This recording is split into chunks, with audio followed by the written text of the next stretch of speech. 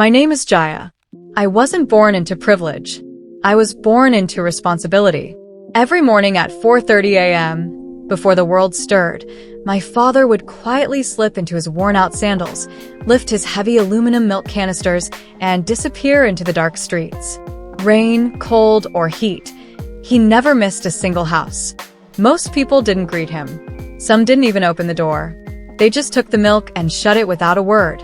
But he never complained. Always invisible. Always on time. Sometimes I'd follow him, half asleep, holding a lighter jug.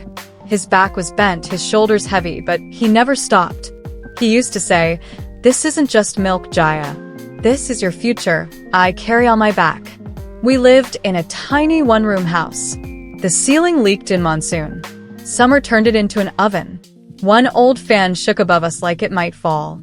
I studied by the dim streetlight outside because we couldn't keep our bulb on too long. My books were secondhand, some with pages missing. No tuition, no coaching, just grit. In the evenings, I cleaned tables at a dhaba.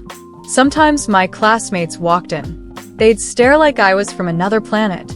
Some even laughed. But I didn't stop. Every time I thought about quitting, I remembered my father's cracked heels, his soaked shirt, and his tired yet proud smile when he handed me his earnings.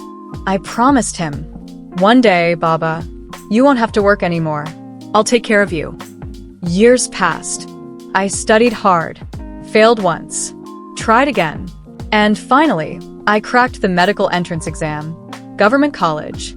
Full scholarship. I was still wiping tea off my hands at the dhaba when the call came. I screamed. Customers stared.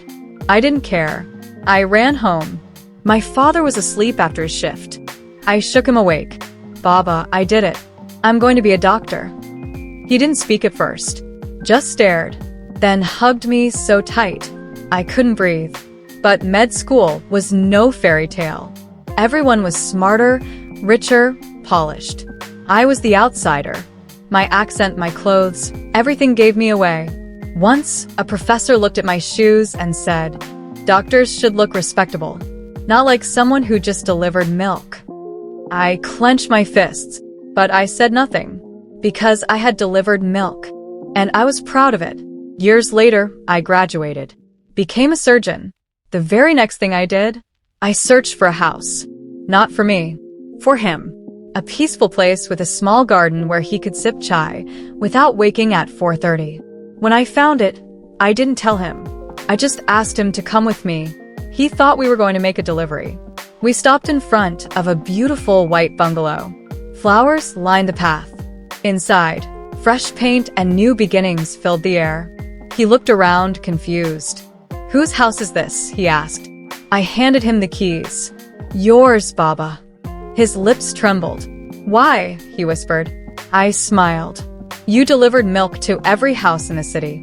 Today, I deliver peace to yours." He didn't cry much, but that day he did.